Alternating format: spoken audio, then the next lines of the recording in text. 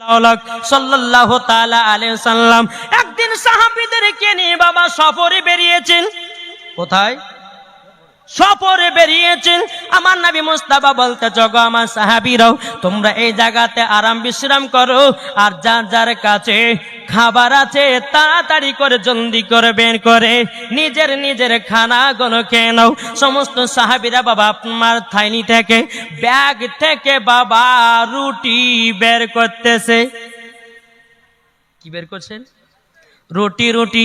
এ বাবাজি মুসলমান ভাইরাও, ওগো আমার সোনা মানিকেরাও, আপনাদেরকে আমি বলতে চাই রে বাবা, সমস্ত সাহাবীরা যখন আপনার রুটি বের করেছে, রুটি বের করার পরে আমার নবীজি বলতেছে গো আমার সাহাবীরাও, তোমাদের কাছে কি তরকারি আছে, তোমাদের কাছে কি সালুন আছে বলো। সমস্ত সাহাবীরা বলছে ইয়া রাসূলুল্লাহ, ইয়া হাবিবাল্লাহ নবী গো, রুটি আছে তরকারি নাই, সালুন নাই। বেরাদর ইসলাম সামানিকরাও, আমার নবী মুস্তাফার বাবাজি মাথার উপরে একটা মৌমাছি যেন গুনগুন গুনগুন করতেছে। সাহাবীরা বলছে ইয়া রাসূলুল্লাহ, ইয়া হাবিবাল্লাহ নবী গো, ও গো দয়াল নবীজি, আপনার মাথার মোবারকের উপরে একটা মৌমাছি কেন গুনগুন গুনগুন করে আওয়াজ করতেছে বলুন নাও।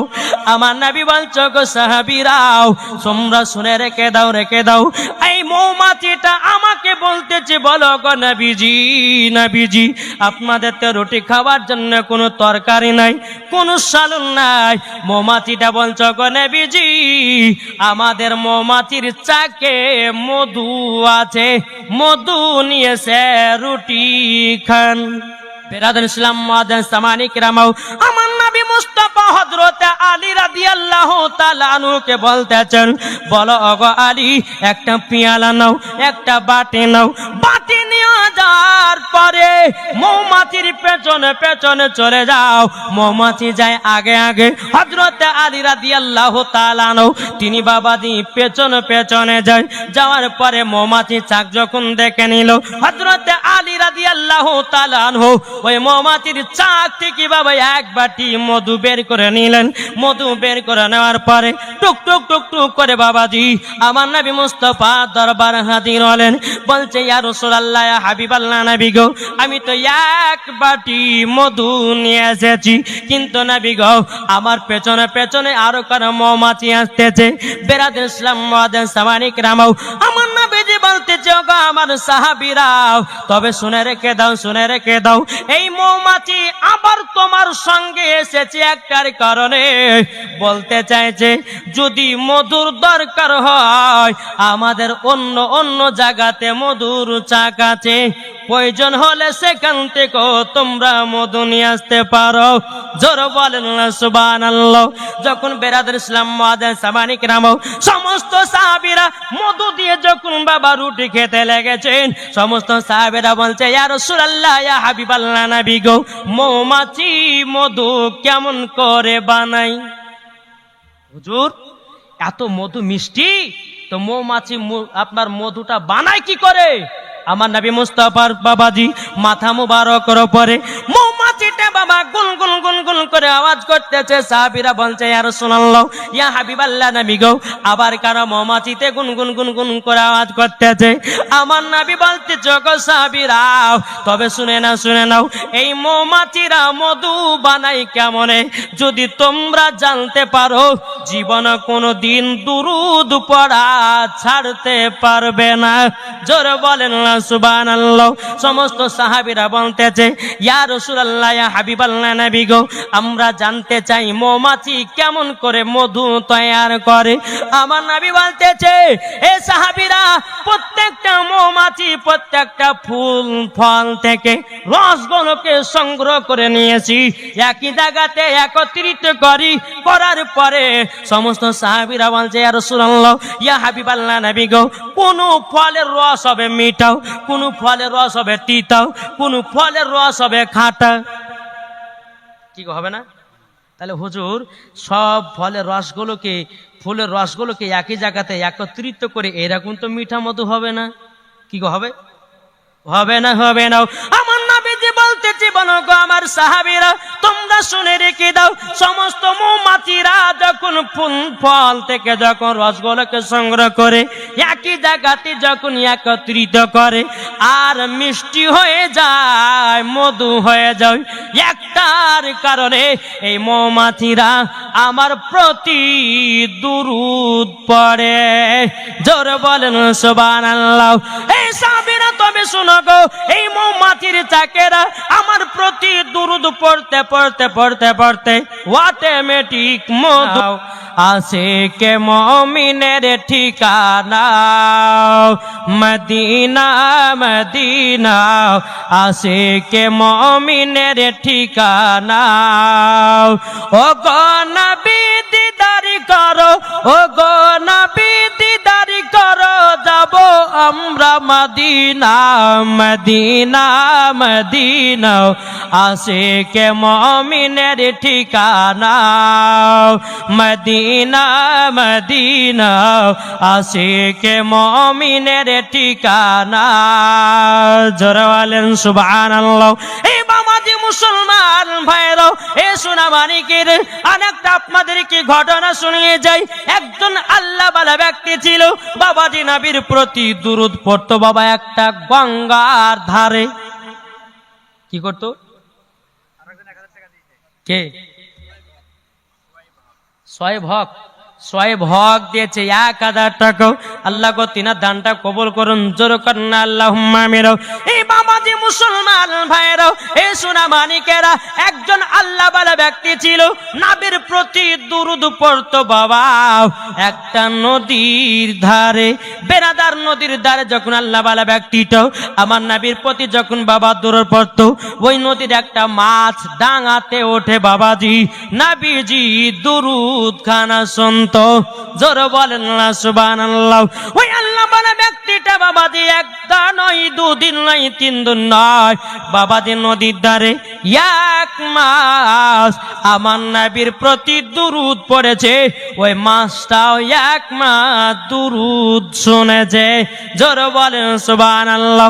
একটা মাছওয়া বাবাজি আপনার নদীতে এসেছে, মাছ মেরেছে। বাবা একটাও মাছ পাই না, মাছটা পেয়েছে।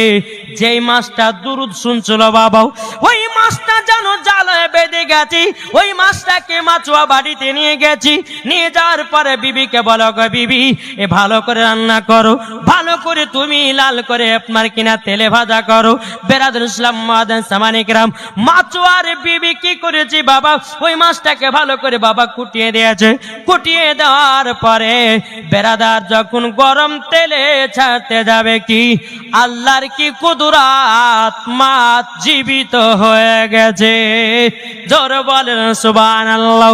বাবাজি তার বিবি 1 ঘন্টা ধরে মাছ ভাজা হয় না, 2 ঘন্টা হয়ে যায় মাছ ভাজা হয় না। বাবাজি মুসলমানও, তার স্বামী এসে বলছ, গো বিবি তুমি কি মাছ রান্না করেছ নাকি? বিবিটা বলতেছ, গো স্বামী আমার, আমি তো এই মাছটাকে 1 ঘন্টা ধরে গরম তেলে ভাজাভাজি করি, ভাজা হয় না, জিন্দা হয়ে যায়। ওই মাছওয়াটা কি করেছে, মাছটাকে বাবা টক টক টক টক করে আপনার নিয়ে যেতে লেগেছে। নিয়ে যাওয়ার পরে বেরাদার ইসলাম মুআদ্দিন সামানিকরাম একজন ওই আল্লাহ ওয়ালা ব্যক্তির কাছে নিয়ে গেছে।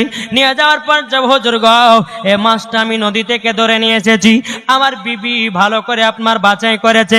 যখন মাছটাকে গরম তেলে ছেড়ে দিয়েছে, আল্লাহর কি কুদরাত, মাছটা জানো জীবিত হয়ে গেছে। জোরে বলেন না সুবহানাল্লাহ। বাবাজি মুসলমান ভাইরাও, এই সোনা মানিকেরা, যখন বাবাজি এই কথা বলে আল্লাহ ওয়ালা ব্যক্তিটা বলতেছে, বলো গো তোমরা শুনে নাও, এই মাছটা জীবিত হওয়ার কারণ হলো আমি যখন নদীর ধারে নবীর প্রতি বসে বসে দুরূদ পড়তাম, এই মাছটাও শুনতো, তাই নবীজির প্রেমিক হয়ে গেছে, মাছ জীবিত হয়ে গেছে। জোরে বলেন না সুবহানাল্লাহ। তাইলে বাবাজি আপনারা দেখুন, যেই মাছ দুরূদ পড়েনি বাবা, দুরূদ শুনেছে, শোনার কারণে মাছ জীবিত হয়ে গেছে। জোরে বলেন। তাইলে বলুন, সামান্য মাছ যদি দুরূদ শোনার পরে বাবা বেঁচে যেতে পারে, জিন্দা হতে পারে, তাইলে বলুন আমরা নবীর প্রতি দুরূদ পড়ে পড়ে আমাদের ঈমান তাজা করব কি করব না? কি গো, করবেন তো? ও মা কানা শুনে যান, মা রাতের বেলা মা জননী, আমার নাম মাওলানা ওবায়দুল ইসলাম জামালি। ও মা জননী, আপনাদেরকে বলতে চাই, মা স্বামী স্ত্রীর মধ্যে ভালোবাসা মোহাব্বত রাখবেন। আল্লাহ পাক আল্লাহ তাআলা বলতেছে, যে বাড়িতে স্বামী স্ত্রীর মধ্যে ভালোবাসা মোহাব্বত থাকে, আল্লাহ বলতেছে ওই বাড়িতে কোনো অসুবিধা হয় না। জোরে বলেন সুবহানাল্লাহ। একটু মায়েদের দিকে যাই, আছে কেন বরকত থাকবে রে বাবা? যেই মহিলারা বাবা কোরআন কিনে তাকের উপরে রেখে দিয়েছি, বাবা কোরআনটাকে দেখা যায় কোরআনের উপরে বাবা ধুলো পড়েছে, কোরআনের উপর বাবা টিকটিকির পায়খানাও, ইঁদুরের পায়খানাও, জীবনে কোনোদিন সকাল বেলা কোরআন তেলাওয়াত করে নাও। আমার আল্লাহ পাক আল্লাহ তাআলা বলছি, এই বান্দিরা, তোমাদের বাড়িতে যদি অশান্তি দূর করতে চাও, তোমাদের বাড়িতে যদি অভাবকে যদি দূর করতে চাও, ফজর নামাজের পর সূরা ইয়াসিন তেলাওয়াত করো, তোমার বাড়িতে জীবনে অভাব হবে না। জোরে বলুন সুবহানাল্লাহ। ও মা জননীরা শুনে যান, মা রাতের বেলায় মা জননীরা, আমি মায়েদেরকে বলতে চাই, মা জননী কোরআন আমল করেন, কোরআন আমল করে যদি মরতে পারেন, ওই মহিলাকে জীবন কোনদিন বাবাজি বাবা জাহান্নামে দিবে না, মা ফাতেমার সাথে তাকে জান্নাতে দেবে। জোরে বলেন সুবহানাল্লাহ। এ বাবাজি মুসলমান ভাইরাও, একজন মহিলা বাবাজি স্বামী আপনার মারধর করত, কিন্তু মহিলাটা ফজর নামাজের পর সূরা ইয়াসিন তেলাওয়াত করে আল্লাহর কাছে দোয়া করত, আল্লাহ গো আমার স্বামীকে হেদায়েত করে দিন, আমার স্বামীকে 5 ওয়াক্ত নামাজি বানিয়ে দিন। এ বাবাজি মুসলমান ভাইরাও, বিবি প্রত্যেক ফজর নামাজ পর সূরা ইয়াসিন পড়ে, সূরা মুলক পড়ে, সূরা রহমান পড়ে। এই বাবাজি আল্লাহর কাছে দোয়া করে বলছে, আল্লাহ আমার স্বামীকে নামাজি বানিয়ে দাও, আমার স্বামীকে হেদায়েত করে দাও। এই বলে বেরাদুল ইসলাম মুআজ্জিন সামানি কিরাম, মহিলাটা একদিন মারা গেছে, মহিলাকে যখন কবরে আপনার দাফন কাফনের ব্যবস্থা করেছি, সমস্ত মানুষের আপনার কবর জিয়ারত করতে গেছি, ওই মহিলার কবর থেকে বাবাজি জানো খুশবু বেরোতেছে। জোরে বলেন সুবহানাল্লাহ। এত খুশবু, এত খুশবু, সমস্ত গ্রামের মানুষেরা বলতেছে কি ব্যাপার, এই মহিলার কবর থেকে এত সেন্ট, এত খুশবু কেন? বেরাদুল ইসলাম মুআজ্জিন সামানি কিরাম, তিনার স্বামী এসে বলছে, বলে ভাই গো, আমি তো একজন পাপী গুনাহগার, আমার বিবি প্রত্যেকদিন ফজরের নামাজ পর সূরা ইয়াসিন তেলাওয়াত করত, সূরা রহমান তেলাওয়াত করত, সূরা আপনার কিনা রহমান তেলাওয়াত করত। আল্লাহ পাক আল্লাহ তাআলা তিনার কবরে যাওয়ার পরে শরীরটাকে তাজা রেখে দিয়েছে। জোরে বলেন সুবহানাল্লাহ। আমি মায়েদেরকে বলতে চাই, ও মা যদি চেহারা যদি সুন্দর করতে চান, ও গো মা জননী কোরআন তেলাওয়াত করেন, চেহারা অটোমেটিক সুন্দর হয়ে যাবে। ফারেলা বিল লাগবে না, সুনু পাউডার লাগবে না, আপনার কিনা কত রকমের আপনার জিনিসপত্র আছে, ও মা জানি তোমাকে মাখা লাগবে না। কোরআন পড়ে দেখুন কত মজা পাওয়া যায়, কোরআন তেলাওয়াত করে দেখুন চেহারা সুন্দর হয়, কোরআন তেলাওয়াত করে দেখুন দিল পরিষ্কার হয়। বিসমিল্লাহ পড়ে, ভাত খাই বিসমিল্লাহ পড়ে, পানি পান করে বিসমিল্লাহ বলে, এ বাবাজি রাস্তায় চলে বিসমিল্লাহ পড়ে, ঝাড় দেয় বিসমিল্লাহ পড়ে। যেই কাজ করুক না কেন হিন্দু মহিলাটা, ও মা জাননি কোন মাত্রই বিসমিল্লাহর আমল ছাড়ে না। জোরে বলেন সুবহানাল্লাহ। ও মা জাননি মন দিয়ে ওয়াজখানা শুনবেন গো মা, মামাও এ মহিলাটা বাবা কোন মাতে বিসমিল্লাহর আমল খানা চায় না। বেরাদুল ইসলাম মুআজ্জিন সামানি কিরাম, এই মহিলার আব্বা বলছে, বিটি তুমি হিন্দু ঘরের মহিলা হয়ে কেন তুমি মুসলমানদের বিসমিল্লাহ আমল করতেছো। বিরাদর ইসলাম মুআজ্জিন সামানিকরাও, তিনার আব্বা বলছে বেটি তোমাকে কোরআন এই বিসমিল্লাহটা আমল ছেড়ে দিতে হবে। যদি তুমি না ছাড়ো গো বেটি, আমাদের পণ্ডিত যিনি আছে আমাদেরকে দেশ থেকে বের করে দেবে, আমাদেরকে মেরে ফেলে দেবে।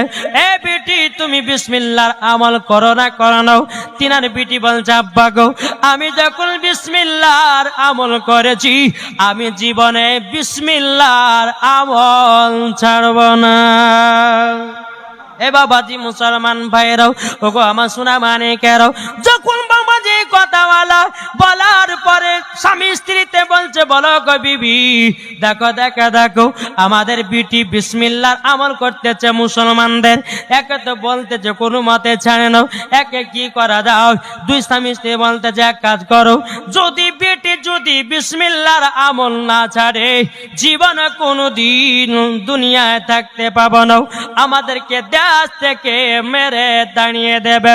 যখন বাবা কথা বলো, স্বামী স্ত্রী বলতেছে এক কাজ করো, বিটি যখন শুনে নাও বিটিকে আমরা দুনিয়া থেকে বিদায় করে দেব, বিটিকে আমরা মেরে ফেলে দেব। বিরাদর ইসলাম মুআজ্জিন সামানিকরাও, এদিকে স্ত্রী বলতেছে ওগো স্বামী আমার বিটিটাকে কেমন ভাবে মারবেন বলেন না। বলছো বিবি গো, আমার হাতের একটা আংটি আমার বিটিকে দেব, রাখতে দেব, আমরা গভীর রাত্রিতে উঠে আংটিটা গঙ্গাতে ফেলে দেব। যখন আংটি চাহাবো দিতে পারবে না অমনি আমরা মার শুরু করব, এমন মার মারব দুনিয়া থেকে তাকে চির বিদায় করে দেব। যখন বাবাই কথা বলার পরে তার আব্বা কি করেছে, আর আব্বা কি বিটিকে বলছে বিটি আংটিটা নাও। বিটি যখন আংটিটা নিয়েছে, আংটিটাকে বিসমিল্লাহ বলে কোঠার উপরে রেখে দিয়েছে। জোরে বলেন কিসের উপর রেখেছে? কোঠার উপরে। যখন বাবা আংটিটাকে রেখে দেওয়ার পরে বিরাদর ইসলাম মুআজ্জিন সামানিকরাও, এদিকে সকাল বেলাতে বলতেছে এ বিবি, আমরা তো আমার বিটিকে আংটিটা রাখতে দিয়েছি। বিবিতে বলছে গো স্বামী আমার, রাত্রে বেলাতে আমরা উঠে তার কোঠা থেকে আংটিটা নিয়ে আমরা গঙ্গায় ফেলে দেব। যখন বাবা রাত্রি নেমে আসলো, স্বামী স্ত্রী তার বেটি যেই জায়গাতে আংটিটা রেখেছিল বাবা আংটিটাকে নিয়ে গঙ্গাতে ফেলাইয়া দিল। বিরাদর ইসলাম মুআজ্জিন সামানিকরাও, সকাল যখন হলো, এখন দুই স্বামী স্ত্রী যুক্তি করতেছে বিটিকে যখন মেরে ফেলবো একটু ভালো মন্দ খেয়ে মারবো। দু স্বামী স্ত্রী বলছে বেটিকে যখন মারবে তো একটু ভালো মন্দ খাইয়ে দিই, দেখো দুনিয়া থেকে বিদায় করব। যখন বিরাদর ইসলাম মুআজ্জিন সামানিকরাও এটা যখন বাবা ভাবার পরে বিরাদর ওই মহিলার আব্বা কি করেছে, বাজারে গেছে, একটা এত বড় মাছ নিয়ে এসেছে। মাছ নিয়ে আসার পরে বিটিকে বলে বিটি এ মাছটাকে ভালো করে রান্না করো। ঠিক আছে আব্বা, দায় করতেছি। এদিকে বিটি আপনার মাছটা যখন কাটতে গেছে বিসমিল্লাহ বলে কেটেছে। আল্লাহর কি কুদরত, মাছের ভিতরে ওই আংটিটা পাওয়া যায়। নারে তাকবীর, নারে রিসালাত, মাসলাকে আলা হযরত। যখন বাবা আংটিটা যখন পাওয়া যায়, বিটি কি করেছে, বিসমিল্লাহ বলে বাবা আংটিটা কোটার ওপর আবার রেখে দিয়েছে। মাছ যখন রান্না হয়ে গেল, বাপ এবং মায় বলছে বিটি দাও, বটিকে বড় বড় চাকা করে দাও, বিটিকে সুন্দর করে খাও। বিটি মনে মনে ভাবে কি ব্যাপার, আমার আব্বা মা এত যত্ন করে খাওয়াছে কেন, বড় বড় চাকা গুলো খাওয়াতেছে কেন। বিটিকে আদর সোহাগ করে যখন বাবা খাইয়ে দেওয়ালো, এবং বাপ বলছে বিটি আমি তোমাকে কালকে আমি আংটি দিয়েছিলাম, ওই আংটিটা দাও। বিরাদর ইসলাম মুআজ্জিন সামানিকরাও, তিনার বিটি কোটা থেকে বাবা বিসমিল্লাহ বলে আংটিটা তিনার আব্বার হাতে দিয়ে দেয়। তিনার আব্বা কিন্তু বাবা অবাক হয়ে গেল, কি ব্যাপার, আংটিটা তো আমরা রাত্রে বেলায় গঙ্গায় ফেলিয়ে দিয়েছিলাম, এই আংটিটা আসলো কোথা থেকে, কি ব্যাপার আমরা তো কিছু বুঝতে পারি না। এদিকে বাপ বলতেছে বেটি তুমি আংটিটা পেলে কোথা থেকে বলো না। ও আব্বা তুমি বাজার থেকে যেই মাছটা নিয়ে এসেছিলে আমি বিসমিল্লাহ বলে কাটলাম, মাছের ভিতরে আংটিটা পাওয়া যায়। জোরে বলুন সুবহানাল্লাহ। যখন বাবা আংটিটা পাওয়া যায় বেরাদুল ইসলাম মাদান সামানি কেরাম, এদিকে মা এবং বাবাতে বলতেছে বলে বেটি আমরা বুঝে গেলাম তোমার বিসমিল্লাহর বরকত আছে, বিসমিল্লাহর বরকত আছে। এই বেটি আমরা আর বেধর্মে থাকতে চাই না, এই বেটি চলো চলো একজন আল্লাহ বালা ব্যক্তির কাছে গিয়ে পবিত্র কলমা তৈয়ব লা ইলাহা ইল্লাল্লাহু মুহাম্মাদুর রাসূলুল্লাহ সাল্লাল্লাহু তাআলা আলাইহি সাল্লাম কলমা পড়ে মুসলমান হয়ে যায়। বেটিও মুসলমান হলো, বাবা মুসলমান হলো, মাও মুসলমান হলো, হিন্দু ধর্মকে বাবা ছেড়ে দিল। তাইলে বাবা বোঝা গেল একজন বেধর্মী মহিলা যদি বিসমিল্লাহর আমল করতে পারে গো মাও, কেন কোরআন আমল করতে পারবেন না? কি গো ঠিক না? যদি একজন বেধর্মী মহিলা যদি বিসমিল্লাহর আমল করে বরকত যদি বাড়াতে পারে, তা আমার মায়েদেরকে বলতে পারে মা তোমরা কেন পারবে না? এদিকের মায়েরা ভালো, আমাদের ভগবান গলার বাবাজি সব সিরিয়ালের পাটে, এদিকে সিরিয়াল দেখে না, হ্যাঁ বলেন না, তো লজ্জা দেন না। বাবাজি মুসলমান এই সোনা মানিকের ও মা জননী, নারী যদি হতে হয় হযরতে রাবিয়া বসরির মতো হও, নারী যদি হতে হয় হযরতে আপনার কিনা মারিয়ামের মতো হন, নারী যদি হতে হয় হযরতে হাওয়া রাদিয়াল্লাহু তাআলা আনহার মতো হন, নারী যদি হতে হয় ওগো মা জননী খাতুনে জান্নাতের মতো নারী হন, যেই মা ফাতেমা কোনোদিন এক ওয়াক্ত নামাজ কাজা করত না, আর আমাদের ঘরের মা বোনেরা জীবনে কোনোদিন সিরিয়াল কাজা করে না। এটাই হলো আমার মা বোনেদের কথা। কি গো আজ প্রত্যেকটা বাড়ি থেকে বরকত উঠে গেছে, বরকত নাই। আমি আপনাদেরকে বলতে চাই, শুধু মায়েদেরকে নয় আপনাদেরকে বলি যে কোরআন শরীফ আমাদেরকে পড়তে হবে কি হবে না, শিখতে হবে কি হবে না? আমরা মুসলমান ঘরে জন্ম নিয়েছি, কোরআন আমাদেরকে শিখাটা একবার জরুরি, কোরআন আমাদেরকে শিখতেই হবে। আচ্ছা হাত তুলে বলুন তো কে কে কোরআন পড়তে জানেন? একটা, দুটো, তিনটে, বাচ্চাটা জানে গো সুবহানাল্লাহ। আর জানেন না? হায় হায় হায় কি হবে আমাদের, কোরআন পড়তে জানি না। আমরা মুসলমান ঘরে কোরআন পড়তে পারি না। ভাই একটু তো চেষ্টা করতে পারেন নাকি বলছেন? একজন ব্যক্তি, আচ্ছা আপনাদেরকে ডিস্টার্ব হয়েছে, আপনাদের কষ্ট হয়েছে? কার কাজ কষ্ট হচ্ছে একটু হাত তুলে দেখান তো বাপ। মাশাআল্লাহ। তবে আমি যুবক ভাইদেরকে বলবো যে ভাই তোমরা একটু কোরআন শিখো ভাই, ফ্রি ফায়ার পাবজিতে মেতে থেকো না। কার কখন মরণের টাইম আসবে কেউ বলতে পারবে না। কি গো বলতে পারবে? বাবাজি মুসলমান এ সোনা মানিকেরও একজন যুবক ছেলে ছিল রে বাবা, জীবনে বহুত মদ পান করেছে, বহুত বাবাজি জুয়া খেলেছে, বহুত পাপের কাজ করেছি। এখন যুবকটা বলতেছে একজন মাওলানা সাহেবের কাছে গেছেন, যাওয়ার পরে বলছে বলে হুজুর গো জীবনে বহুত পাপের কাজ করেছি, আল্লাহ আমাকে কি ক্ষমা করবে না? বেরাদুল ইসলাম মাদান সামানি কেরাম ওই আলেম সাহেব বলেছে বলে কেন ক্ষমা করবে না? আল্লাহ পাক আল্লাহ তাআলা যদি বান্দার পাহাড়ের মতো যদি গুনাহ হয়, আমার আল্লাহ বলতেছে পাহাড়ের মতো গুনাহ আমার আল্লাহ ক্ষমা করে দেয়। জোরে বলেন সুবহানাল্লাহ। মাওলানা সাহেবের কাছে বাবা ছেলেটা এসেছে, আসার পর বলছে হুজুর জীবনে পাপ কাজ করেছি, হুজুর গো মদ পান করেছি, জীবনে বহুত জিনার কাজ করেছি, হুজুর গো আমাকে আল্লাহ ক্ষমা করবে তো? মাওলানা সাহেব বলতেছে বলে হ্যাঁ ক্ষমা করে দেবে। পর পড়ো আশহাদু আল্লা ইলাহা ইল্লাল্লাহু ওয়া আশহাদু আন্না মুহাম্মাদান আবদুহু ওয়া রাসূলুহু। জোরে বলেন সুবহানাল্লাহ। এ যুবক, তুমি পড়তে লাগো আস্তাগফিরুল্লাহ রাব্বি মিন কুল্লি জামবি ওয়া আতুবু ইলাইহি ওয়ালা হাওলা ওয়ালা কুওয়াতা ইল্লা বিল্লাহিল আলিয়্যুল আযীম। জোরে বলেন। আমার আল্লাহ পাক আল্লাহ তাআলা বলছে, কোন বান্দা যদি গুনাহ করে তুমি আমার কাছে এসো, তওবা ইস্তেগফার পড়ো, আল্লাহ বলছে আমি তাকে ক্ষমা করে দিই। জোরে বলেন।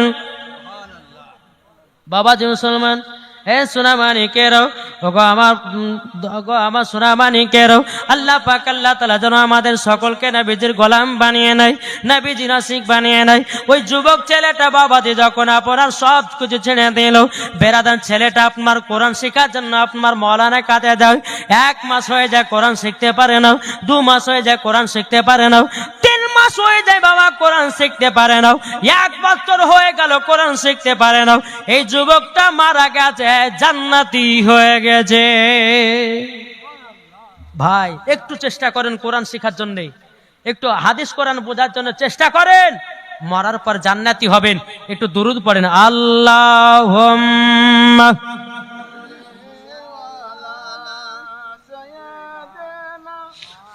মাওলানা মুহাম্মদ ওয়ালা আলে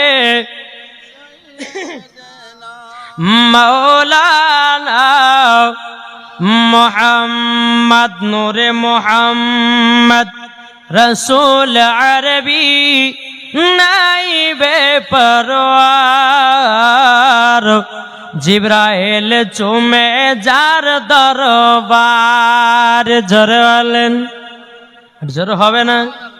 নূরে মুহাম্মদ রসুল আরবি নাইবে পরওয়ার